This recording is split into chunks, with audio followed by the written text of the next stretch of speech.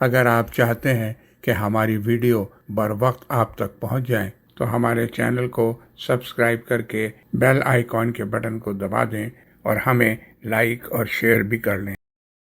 بسم اللہ الرحمن الرحیم۔ بہت شکریہ طارق صاحب، آپ نے حکم کیا تھا کہ عید کے حوالے سے آج کے موضوع میں گفتگو ہوگی۔ یہ عید ہمارا مسلمانوں کا ایک بہت پاکیزہ تہوار ہے، اور تہوار جو ہوتا ہے وہ انسانی فطرت ہے۔ انسان خواہ کسی بھی قوم، کسی بھی قبیلے، کسی بھی مذہب اور کسی بھی علاقے سے تعلق رکھتا ہو، وہ اپنی تفریح اور تہوار کے لیے کوئی نہ کوئی مواقع ضرور تلاش لیتا ہے۔ ان کی نوعیت جو ہے وہ کلچرل تمدنی بھی ہوتی ہے، زبان وغیرہ کے حوالے سے بھی ہوتی ہے، موسموں کے حوالے سے بھی ہوتی ہے، مذاہب کے حوالے سے بھی ہوتی ہے، اور وہ اس کے ذریعے سے، ان تہواروں کے ذریعے سے اپنے آدرش اور اپنے نسب العین کو اظہار کرتا ہے۔ مسلمان جب اللہ پر ایمان لے آتا ہے تو وہ اپنا اس کا جو آدرش اور اس کا نسب العین ہے وہ تزکیہ بن جاتا ہے، یعنی ہر اپنی زندگی کے ہر پہلو میں تزکیہ ہی اس کا نسب العین اور کور آبجیکٹو بن جاتا ہے۔ لہٰذا عید کا بھی مقصد جو ہے وہ اپنی زندگی کے اس پہلو کو تزکیہ اور پاکیزہ بنانا ہے۔ ہم دیکھیں گے کہ عید کا جو مقصد اور عید کی حقیقت کیا ہے۔ رسالت میں صلی اللہ علیہ وسلم نے جب رسالت میں صلی اللہ علیہ وسلم کی جب بعثت ہوئی تو اس سے پہلے بھی عید کی نوعیت کے تہوار عربوں میں بھی ہوتے تھے، اور اس کو عید ہی کے نام سے موسوم کیا جاتا تھا۔ پھر رسالت میں صلی اللہ علیہ وسلم نے جب مدینہ منورہ میں ہجرت کر کے تشریف لے آئے تو وہاں پہ بھی ان کو بتایا گیا کہ یہود بھی 2 دن اپنا تہوار مناتے ہیں اور اس کو عید ہی کہتے ہیں، اور نصارہ بھی اسی طرح تہوار مناتے ہیں۔ تو اس موقع پر پھر رسالت میں صلی اللہ علیہ وسلم نے فرمایا کہ اللہ تعالیٰ نے تمہارے لیے 2 دن مقرر کر دیے ہیں عید کے، ایک عید الفطر اور ایک عید الاضحیٰ۔ عید الفطر جو ہے اس کی نسبت جو ہے رمضان شریف کے مہینے کے ساتھ ہے، اور اس کی حقیقت جو ہے وہ شکر ہے، اور عید الاضحیٰ جو ہے وہ اس کی نسبت سیدنا ابراہیم علیہ السلام کی عظیم الشان قربانی کی تذکیر کے ساتھ ہے، اور اس کی حقیقت بھی یہی تذکیر ہے۔ عید الفطر جو ہے اس میں ہم لوگ 2 طرح کی خوشیاں ہیں جس کے اظہار کے لیے اللہ تعالیٰ کا شکر ادا کرتے ہیں، تو اس کی حقیقت وہ تشکر بن جاتا ہے۔ ایک خوشی یہ ہوتی ہے کہ یہی وہ بابرکت مہینہ ہے جب اللہ تعالیٰ کا پیغام، اللہ کا کلام، اللہ کی ہدایت، اللہ کی روشنی بنی نوع انسان تک نازل ہوئی، تو اس بات کی خوشی ہم مناتے ہیں عید والے دن، اور اس کو اظہار تشکر کرتے ہیں، اور جس طرح اللہ تعالیٰ نے فرمایا کہ اس ہدایت کے آ جانے پر تم میری تکبیر بیان کرو، تو اس پورے دن کو گویا ہم تکبیر کے ساتھ مجسم کر دیتے ہیں۔ یہ تکبیرات جو ہم پڑھتے ہیں یہ دراصل اس کا رسپانس ہے کہ قرآن مجید کی ہدایت کے نازل ہو جانے کی وجہ سے ہم اللہ تعالیٰ کی تکبیر بیان کرتے ہیں۔ دوسری خوشی جو ہے وہ یہ ہوتی ہے کہ ہم اس بات سے آگاہی رکھتے ہیں کہ یہ زندگی جو ہے، یہ دنیا جو ہے، یہ ایک امتحان گاہ ہے، اور یہ زندگی جو ہے اس کو ہمیں ایک آزمائش سمجھ کے گزارنا ہے۔ جب ہم یہ ادراک کر لیتے ہیں تو پھر ہمیں اس زندگی کو آزمائش سمجھ کے جب گزارنا ہے تو ہم دیکھتے ہیں کہ کچھ حدود اور کچھ قیود کی پابندی کرنی پڑتی ہے، اور اس حدود و قیود کی پابندی میں ہم دیکھتے ہیں کہ ہمارے جذبات، ہمارے رغبات، ہمارے تعصبات، ہماری خواہشات یہ محض شتر بے مہر نہ بن جائیں، ان کو ایک اپنے قابو میں رکھیں، ان کو ایک کنٹرول میں رکھنا۔ اس کنٹرول میں رکھنے کے لیے ہم ہر 11 مہینے کے بعد 1 مہینے میں اس کی تربیت کرتے ہیں۔ یہ رمضان کا مہینہ اصل میں اس تربیت کا مہینہ ہے، اور اس کنٹرول کے اندر رکھنے کو تقویٰ کہتے ہیں۔ تقوی کا مطلب یہ ہے کہ انسان اپنی حدود کو پہچان لے، اس کو اپنی خواہشات، اپنی رغبات، آپ کرتے کیا ہیں کہ اللہ کی جائز کردہ، حلال کردہ چیزوں سے رک کر آپ نہ صرف اس بات کا اظہار کرتے ہیں کہ ہم اللہ تعالیٰ کی کس طرح اطاعت کر رہے ہیں، اللہ کے حکم کی اطاعت کر رہے ہیں، اور دوسرے آپ اصل میں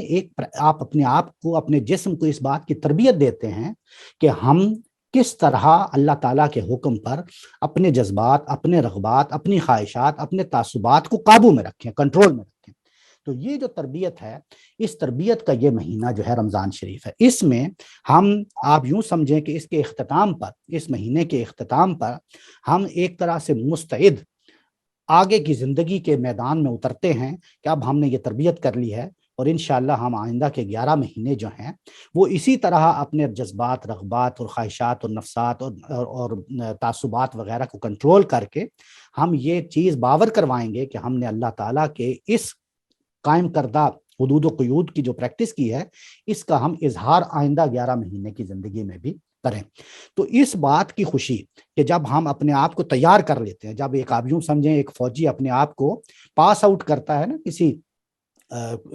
تربیت گاہ سے، تو پاس آؤٹ کر کے اب وہ اپنی ذمہ داری میں چلا جاتا ہے، تو اسی طرح ہم رمضان کے مہینے میں اپنی تربیت کرتے ہیں، اپنے آپ کو روک کر، اپنی خواہشات کو روک کر جو تربیت کرتے ہیں، تو اس کے آخر میں ہم یہ ایک طرح سے خوشی مناتے ہیں کہ اب ہم اس کے لیے تیار ہیں، تو پاس آؤٹ کرتے ہیں ہم آئندہ کے 11 مہینوں میں، یا اب ہم آئندہ 11 مہینوں میں بھی اپنے خواہشات، رغبات اور اسی طرح تعصبات وغیرہ کو اور خواہشات کو کنٹرول میں رکھیں گے، اور اس بات کی خوشی۔ تو یہ دو خوشیاں ہیں، ایک اس مہینے میں اللہ کی ہدایت، اللہ کا کلام، اللہ کا پیغام نازل ہوا، اور اس روشنی کے عطا ہونے پر ہم خوشی مناتے ہیں اور اللہ تعالیٰ کی تکبیر بیان کرتے ہیں، اور دوسرے ہم اپنے آپ کو تربیت گاہ میں سے تیار کر کے باہر نکالتے ہیں۔ یہ اس کی حقیقت ہے، رمضان کی حقیقت ہے۔ اور عید کی حقیقت کیا ہے؟ عید کی حقیقت ہے تشکر، کہ ہم ان دو باتوں پر اللہ کا شکر ادا کرتے ہیں۔ رسالت مآب صلی اللہ علیہ وسلم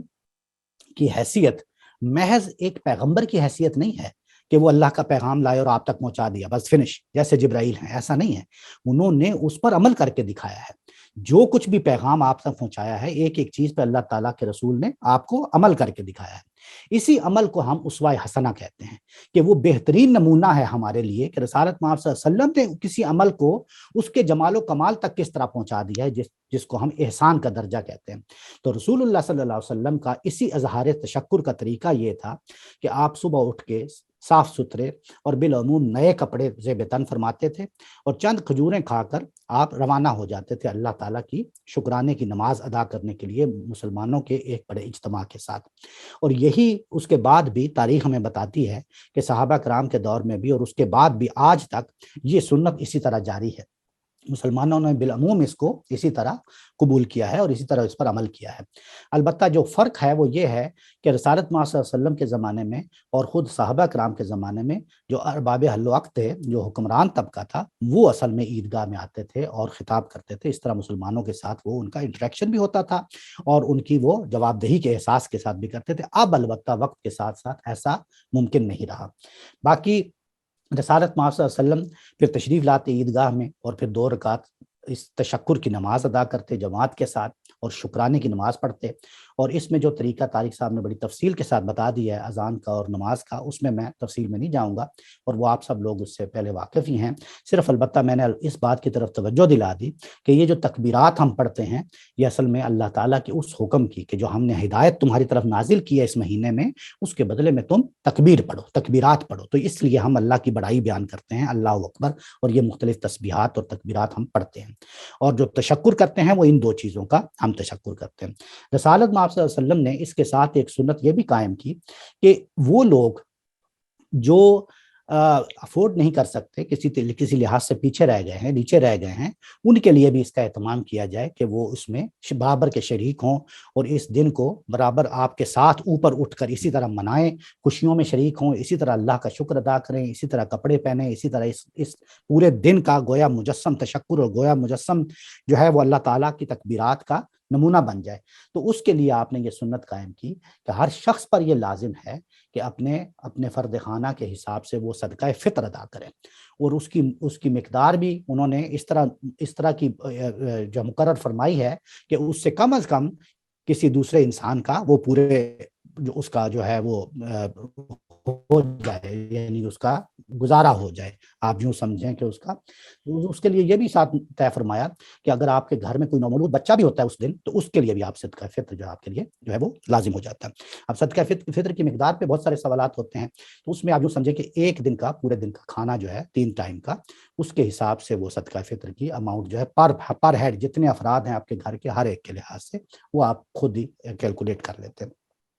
اس طرح وہ تمام افراد جو معاشرے میں جو نیچے رہ جاتے ہیں، جو کسی نہ کسی طرح سے اس طرح خوشی میں شریک نہیں ہو پاتے، ان کا بھی احساس اور ان کا بھی احترام جو ہے وہ معاشرے میں قائم ہو جاتا ہے۔ تو یہ ایک بہت ہی خوبصورت سنت رسالت مآب صلی اللہ علیہ وسلم نے قائم کر دی صدقہ فطر کی، اور یہ عید کے دن کو اس طرح اس کی جو خوشیاں ہیں اس کو دوبالا کر دیتا ہے۔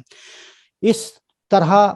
پورے کی پوری قوم جو ہے وہ یہ تہذیبی زندگی کا اظہار کرتی ہے اپنے تہواروں سے۔ اسی طرح جو ہم تفریحات کے مختلف مواقع عید والے دن پیدا کر لیتے ہیں، اس میں بھی اس چیز کو ملحوظ رکھنا چاہیے کہ ہم چونکہ ہمارا آدرش، ہمارا نسب العین پاکیزگی ہے، تزکیہ ہے، تو ہر حال میں اس بات کو ملحوظ رکھا جائے کہ جو بھی ہم تفریحات کے لیے جو بھی اقدامات کرتے ہیں، جو بھی ہم مختلف محافل طے کرتے ہیں، اس میں اس بات کا یعنی کوئی غیر اخلاقی نوعیت کی یا شرکیہ نوعیت کی چیز نہ ہو، اور تزکیے کی نوعیت کی اشیاء جو ہیں اس کو ہم اڈاپٹ کریں، اسی پر ہم اپنا عید کا دن جو ہے وہ گزاریں۔ اور میرا خیال ہے اس بارے میں میں نے مختصراً سب چیزوں کو کوشش کی ہے جلدی جلدی سم اپ کر دوں، اور وآخر دعوانا ان الحمدللہ رب العالمین۔ اگر آپ چاہتے ہیں کہ ہماری ویڈیو بر وقت آپ تک پہنچ جائیں تو ہمارے چینل کو سبسکرائب کر کے بیل آئیکن کے بٹن کو دبا دیں اور ہمیں لائک اور شیئر بھی کر لیں۔ Thank you.